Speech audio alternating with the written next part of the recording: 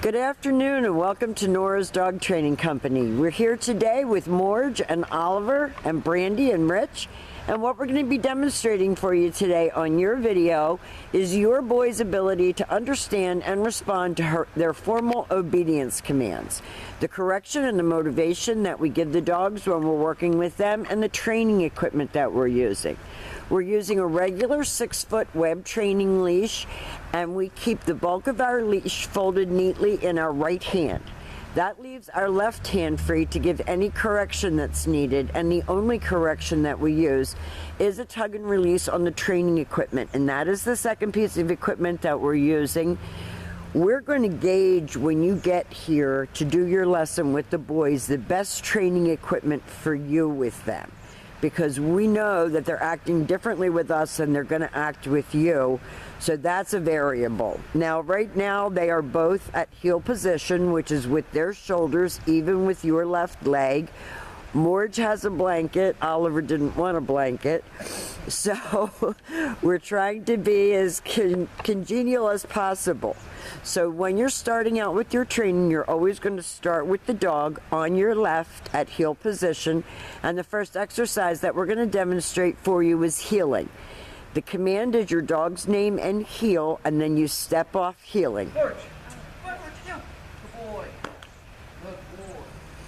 Now, heeling is proper leash walking without dragging you down the street, without forging ahead or lagging behind, but staying with you, matching pace, or in Morg's case, we match pace with him. And when you stop, they have both been taught to sit automatically without being told to wait for their next command. And we give them lots of praise and love. And the next command that we're going to demonstrate for you is the sit stay. The stay is a hand and a voice command. And this is a command that Morg loves because he doesn't have a lot of get up and go. So when you tell him stay, you can actually drop your leash and walk away. Your long sit stay when you're practicing at home, you should start out at about 30 to 45 seconds and work all the way up to 3 minutes. When the trainers return back to their dogs, they walk all the way around them as an additional distraction, and they return back to heel position, back where they started. And then you're ready to give your next command. And I think that we're just going to have Oliver heel up and back, and we're going to let Morg sit. So go ahead, Brandy, with Oliver. So if you change speed, if you change direction, the dog should be looking at you and not necessarily focusing on everything else that's going on. Oliver is our demonstration dog because he's a much more willing participant, and I want you to see how it's supposed to look. You can leave both dogs in their sit stay again. And I know that Rich said that Morg pulls you, and I think with us it's just the opposite. He doesn't want to go, and I know that you have that problem at home as well. So we find that working him with Oliver makes him a little bit more willing. Now this time, instead of returning back to heel, Brandy and Rich are going to call the dogs. They should come right in front, and they should sit. So that eliminates any jumping, and then they return back to heel position.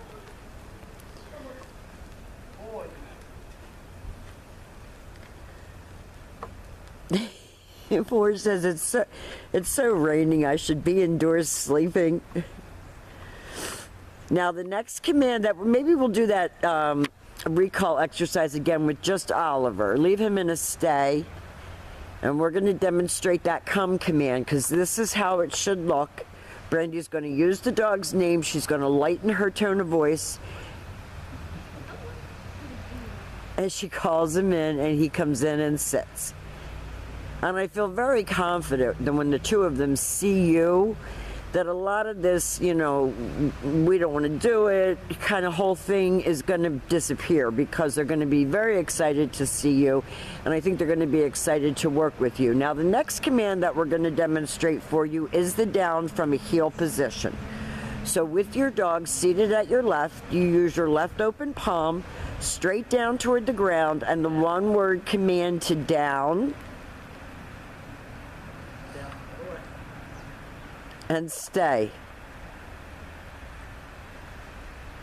They're really giving us a hard time, I think, because the ground is wet.